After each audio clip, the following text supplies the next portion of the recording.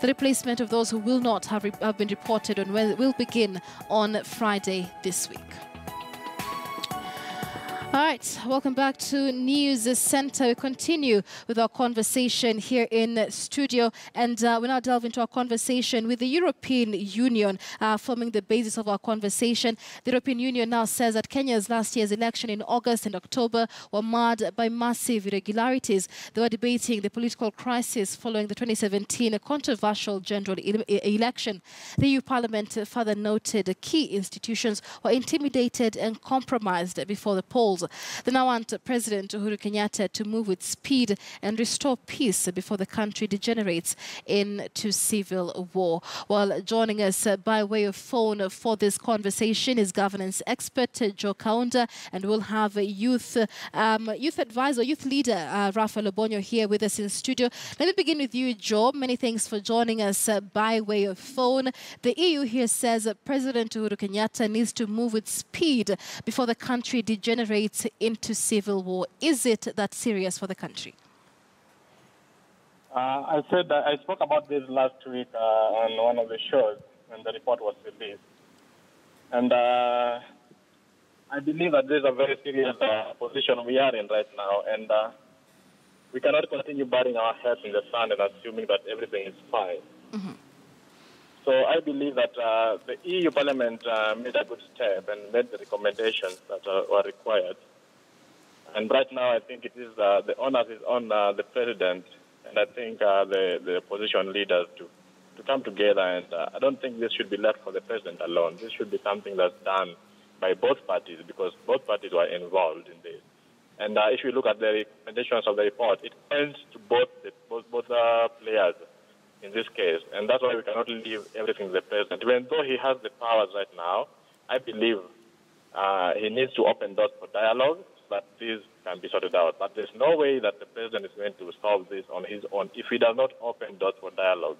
The only way this country is going to move forward is if there will be channels for dialogue open, and that's what I think the EU Parliament needs to have pushed. And they need to recognize that a large part of this country do not feel part of this government because of the political divisions that are still quite palpable. So I believe that the best way right now is for them to dialogue, and that's what the EU should push for. I don't think it needs to be left for the President as the EU put it. Even though I believe that their debate yesterday touching on the election report was quite a wonderful step, having the consideration that Kenyan Parliament has not done the same. But it is important that we know what channels we want to follow to get where we want to. We cannot assume that everything is fine and talk about unity again with the President, as has been done before. All right, so that is what is going on in the country. National dialogue is highly needed. But what does it say about the place of Kenya with relation to the European Union? Because the leader of the European Union Observation Mission, Mariet Shake, actually told the European Parliament that they had never held Kenya to lower standards. They were referring to the intimidation of various institutions as they have cited in their final report. But more importantly, it is rather rare for an election observation group not to come back to the host country to give their final report. The EU gave the final report on Kenya's election in Brussels, and they say that is because of failure of cooperation from the Kenyan government over the same. Is that an indication of an international dispute, so to speak? That's a very important point because this is a diplomatic issue. Mm-hmm. And following on my previous discussion, I said that there was diplomatic channels to be followed in the event that we wanted to actually solve this. Right. I believe that if Shak actually said very well that Honorable Shak said that they were not received or the government was not ready to receive them for the release of this report in the country, which was actually needed. I think that there's a dispute, and Kenya has to look further than just the recommendations by the EU election observer mission. I think they need to look further than that. They need to look into the diplomatic issues that may arise out of this.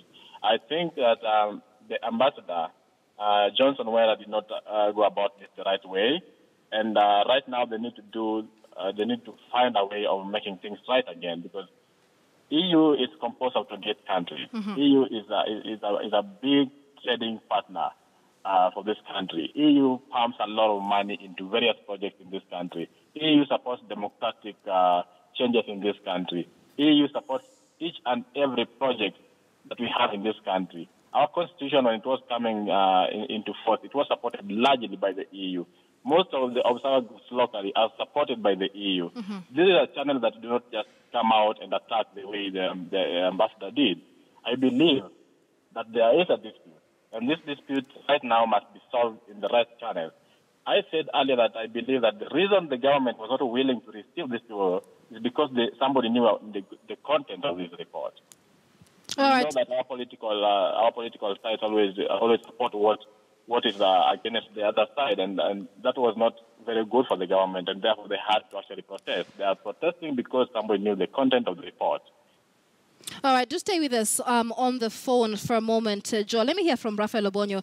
Here, I saw you shaking your head. When I talked about Marek Shaki here, and she says, lack of cooperation from the Kenyan government in terms of them coming back to give this report. I remember just last week, Kenya had rather disdainful words for the EU because they released that report without the consideration of the Kenyan government. Your thoughts on how that is likely to play into this dispute? I think, first of all, we must realize that election is the test for perfecting our democracy. And democracy can be messy, it's noisy, it has its own issues. And so as a country, we must be open to criticism, that will help us to strengthen our democracy. And I think that is what the European Union is doing. And I think political leadership, both now the government, the Jubilee government, and on the other side, NASA, should not just acknowledge praises. They should also be open to criticism, because election is the beginning of the journey of accountability. Right. And so, and this is something that involves different stakeholders. EU is just one of them. There are many other voices.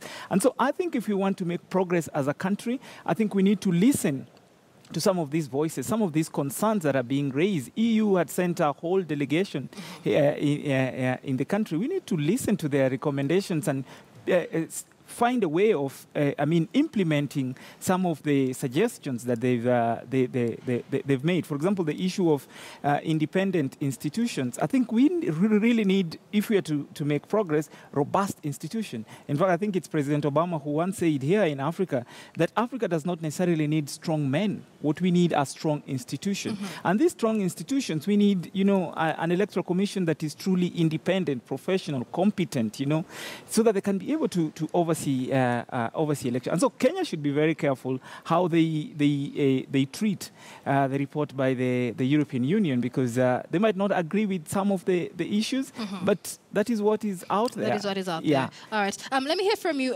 Joe, once again. National dialogue is, of course, what is coming out here for President Uhuru Kenyatta to initiate. But what kind of dialogue would this entail? Because some of the questions that the European Union has raised in their report, include the failure by the Supreme Court, a rather important institution, to hear a case seeking to stop the repeat election just a day to the election because of lack of quorum. Many questions, were raised for the country in that instance. But what kind of dialogue does the president need to initiate?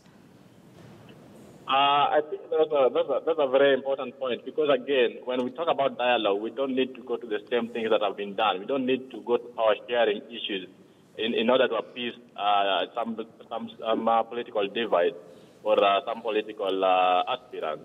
I think the kind of dialogue that this country needs now should be based on amending electoral laws, changing things for the better. Because if we let things roll as they are currently, then it means we are getting ready for another tough political period in the next 5 years. And therefore, the dialogue we should have now is on the electoral laws. We remember very well that there were electoral law changes just before the election, which was done majorly by the government side. Such things should not happen. It means the law should be so tight that such a mistake should not happen, because there's no way you can change laws while election period is actually ongoing. So I believe that one of the things that need to be on top of the list of that dialogue should be electoral laws. And we need to have very tight electoral laws that will enable each and everyone feel like their vote counts. That's the first point. The second point, we need to focus on the political divisions in this country. We need to have a constitution that actually recognizes the diversity of this country. This country is divided along tribal lines, and we have deep ethnic divisions right now. But if we do not recognize these things in our own constitution, there is no way we're going to move forward. And we are going to be lying to ourselves that we're going to have dialogue. This dialogue will then be based on political powers and nothing substantial. But as of now, I believe that we need to actually amend our laws, not only electoral laws, but we need to amend our constitution to allow for a different system of governance. I've said this more than once, that there is no way we're going to solve the political crisis in this country if we do not have a constitution that actually recognizes the diversity of this country. I think that the constitution we have is perfect to a large extent, but it was transposed from other countries. It is a system that works for some countries, but it is not a system that will work for us. In terms of governance, we need to find a different system of governance, and that should be the focus of experts in this country and the political leaders in this country. Dialogue should not be based on sharing of power to appease certain political divides. All right, do stay on the line, Joe. Let me come to you, Raphael.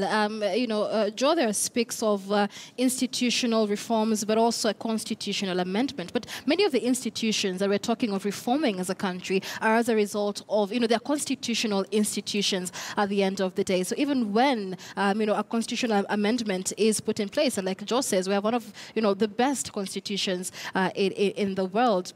And you were saying here earlier, President Obama said we do not need strong men. We need strong institutions. Even when we amend the constitution, is that a guarantee that it will strengthen our institutions? Not quite. It's a good starting point. We need, of course, to strengthen our institution, to ensure their independence. Remember, if you look at the citizenry and the polls that have been released, the faith and the trust of Kenyans in these institutions is at an all-time low. We need to inspire hope amongst Kenyans, and the only way to ensure that is to make sure that they are reformed in a way that they project, and they're able to serve independently, competently, and professionally. That is important. But that is not the only thing that we also need to do. We also need to ensure that people who occupy these institutions are men and women of integrity. They are people who have a vision. They are people who have certain values. So, because like we're always told, government and governance is a human enterprise. You might have a good institution, but if you have wrong people leading those institutions, you'll still achieve nothing. So, for me, it's important we reform the institutions. We can change the constitution, but we also need to get the right people to be part of this institution. But on the dialogue, I think, in addition to electoral justice that we truly need to discuss, because if we do not get election right, we'll never get anything right in this country. Elections every 5 years widen the gap, increase the divide. We must fix that, because what people want is to use election as a peaceful form of transition of power. Because if they do not do that, people are going to, and that is what EU is saying, people are going to revert to other means of getting into these positions. And we've seen what has happened in the past in other countries, coups and stuff like that. We do not want to get there. So we must ensure that people's faith in election is increased. The other thing is to ensure inclusivity. The single most serious challenge that we face in this country is the feeling, and sometimes the fact about exclusion. People do not feel that they belong. People do not feel like they have full citizenship. They feel like other people are on the other side and we are on this side. So we need to fix that and ensure that everyone feels that they belong and they have a stake, whether it is youth, whether it is women, whether it is the various ethnic groups. I think if we do that, I think we'll be able to make progress as a country. But we cannot wait for another 5 years for us to be able to fix these problems. We have to start fixing them right now. Otherwise, we're going to have many more problems. All right, thank you, Raphael. Joe, let me get your closing comments on this. The EU said it received opposition from both, intimidation rather, from both the opposition and the Jubilee side during this election period. But how would you advise the Kenyan political class, despite the political rifts, to take this report by the EU? How would you advise them to debate on this report? I think that you know how our political system works. When it works for you, you take it. When it doesn't work for you, you throw it in the face of those who give it to you. It's quite simple. That's how it works. I can tell you clearly that if the report favored NASA, you would actually hear a lot of a lot of comments from the NATO side, supporting what the EU said. But if you realize, if you notice keenly, that since the report was released, both sides of the political divide haven't actually made any proper substantive comments on the report, or what should be done about the report, or what's the way forward. That tells you clearly that there is nobody who has the interest of the country at heart among the political class. And before we get the values right, before we let selfishness and such self-interest out of the political system, then we are not going to make any steps. I believe that this report should have been discussed very soberly because it touched on the government and it touched on the opposition. It should have been discussed very soberly, not bringing in the political divide into play, and then look at what are some of the things that can be achieved through dialogue in this case. So I believe that my advice to the political class would be, sometimes we need to just put our differences down and look at the interest of this country. The interest of this country right now lies on elections. If we do not get elections right, we're not going to get anything else right, because the economy, the social life, and the political life all are based on the elections.